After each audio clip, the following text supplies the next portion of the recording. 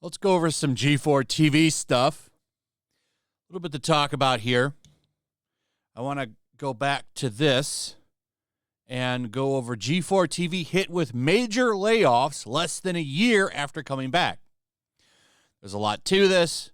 I don't want to rehash the same old story, but basically G4TV, former cable company channel, and that ended. The brand came back as a YouTube and Twitch channel, and it wasn't successful.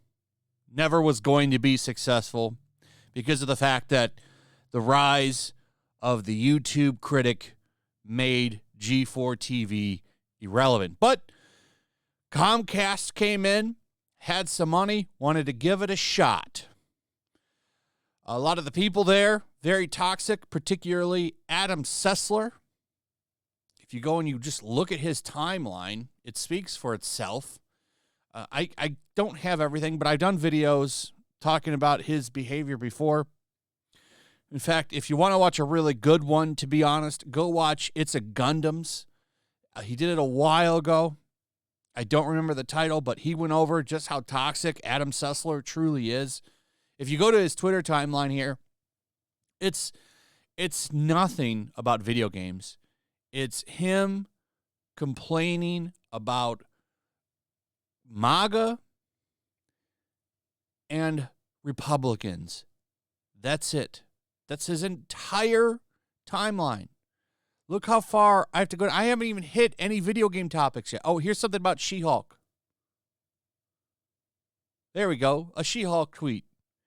It only took me to, I only had to drop down to September 16th. Does he even have anything about video games on here? I don't see the midterms questions. Nobody goes to you for political coverage, Adam Sessler. Nobody goes to Adam. I wonder what Adam Sessler's thoughts on this bill are. No, they want to see what you have to say about video games. And I don't even see any video games yet.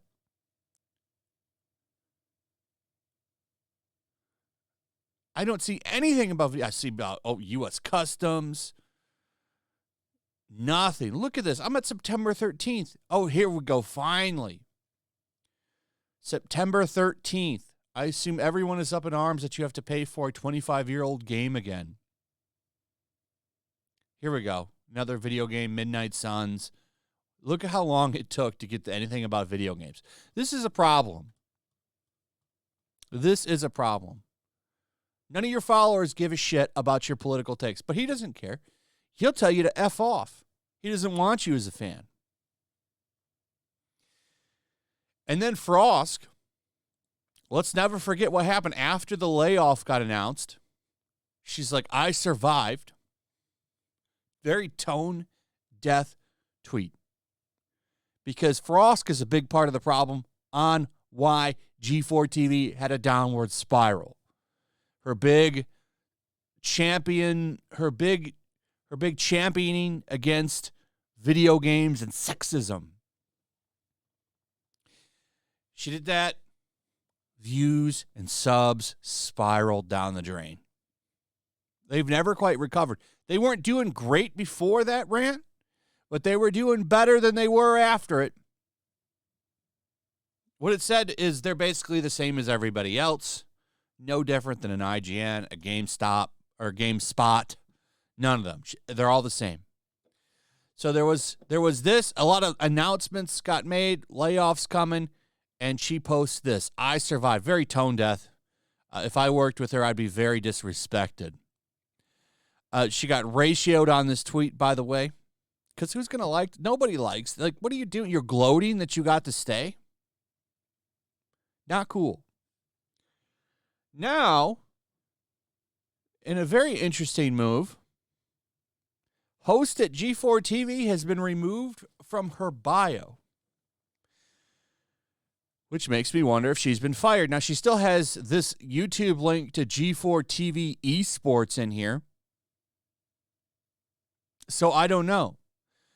But for the longest time in her Twitter bio, she has had host at G4TV in there, which makes me wonder if she got fired. Because this is a legitimate reason to fire her for doing this. Like, this is very, very disrespectful to all of the people that got fired. It really is. And it just shows you how out of touch she is with regular people. This is a constant complainer, someone that is always trying to be a victim. And you do that, that's a bad move. So I am curious, was she fired? Now, this could be a troll, by the way, and I want to be very clear on that. She could be trolling. She might not be fired. I can't really imagine a company firing her. Too protected. One or two tweets on Twitter, you have a mob after you. And G4TV has made it very clear that they're afraid of the mob. Very, very afraid of the mob. They're more afraid of the mob than they are concerned for making money. So, I don't know. Very, very suspicious, though, that she's removed the host at G4TV. But she still has this link here. G4TV Esports.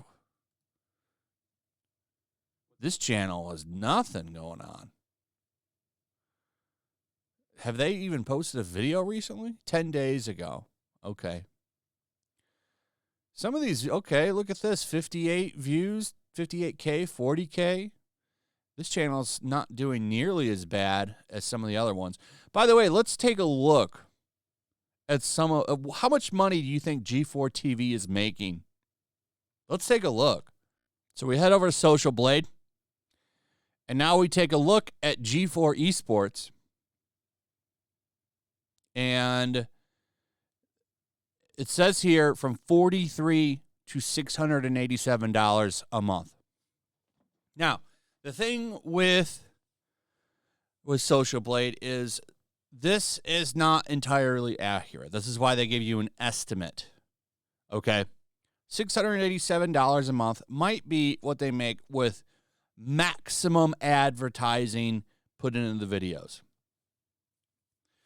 So for every video over 8 minutes, you're allowed to put as many ads as you want on a video.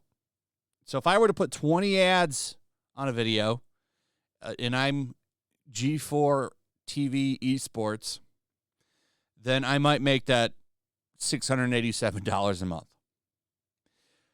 So it could be somewhere in between here. Let's say $400 a month. That's how much this channel makes. $400 a month. And they don't take super chats, I believe. I think they turn their chats off. So advertising revenue is what they're making. And it's probably about $400 a month for this channel. Let's look at the other one, XPlay. 490,000 subscribers. Adam Sessler, front and center on the thumbnail there. $719 a month. This is bad. This is really bad for them because this is a business. They pay people. They have people. They're running real far in the red because they have employees. They have a studio, and they're not pulling in any money. There's more. There's not just this one. So this is the XPlay channel. Maximum $719 a month. Even if we give them the benefit of the doubt and say that they're making $687, $719 right here. And then the big one, G4TV. They actually swapped out channels, by the way. G4TV used to be the XPlay channel, I believe, and XPlay used to be the G4TV channel, but they decided to flip the script on them. This happened shortly after the Frosk rant, which, by the way, they deleted. They deleted their support for her rant in their tweet, and they deleted the video that they isolated and made a video. They clipped out what they had and made it its own video. So this one, well, they're actually gaining subscribers. Look at that. 1,000 within, like that's growing. But this channel is only making $2.6K a month. That is not good. So maybe, they're making a couple grand a month between these 3 channels. Maybe they have more channels. I don't know. But they have employees that they have to pay. Employees ain't cheap. Because I doubt they're all making, even if they're making minimum wage, this is not enough money to pay them. So how are they surviving? I know that Comcast owns them, and this is why they're downsizing, because they're making too much. They're not making enough money. They're not making enough money. This is embarrassing, to be honest. Very, very embarrassing for them. Very, very embarrassing. Like, they're losing money every day. A lot of money. So, I don't know. I wonder, did they actually fire Frosk? That's the question I have. And how the hell do they pay all these people? They're working for peanuts. They're working for peanuts. 30 of them are gone. That's a lot for them. How many are remaining? I don't know. I think they're dead this year. I think this whole network dies. Not this year. They're gonna try to salvage the ship. But I bet you by next summer, this is gone. G4TV shuts down again. I guarantee it. Unless they bounce back, and I don't think that's going to happen. I really don't. I think you've still got some people hanging on out of the idea of nostalgia, and that's it. Anyway, that's pretty much it. Let me know what you guys think. Also, if you would, please like, subscribe, share the video. Make sure you're still subscribed. Hit that notification bell. I'll see you guys on the next one. Peace. Make sure to check out my locals. There's a link in the description. It's a fun community that I'm trying to build over here. If you don't want to support me on YouTube, you can come over here. None of that money goes to YouTube. You also can just come over here for free. But if you are a supporter over here, I do plan on doing an extra live stream once a month and throwing links to the supporters so you can actually come on and have a supporter live stream with me. Also, it's a good place to catch all of my content. You don't have to worry about notifications like YouTube. They'll definitely work over here. So come check out my locals.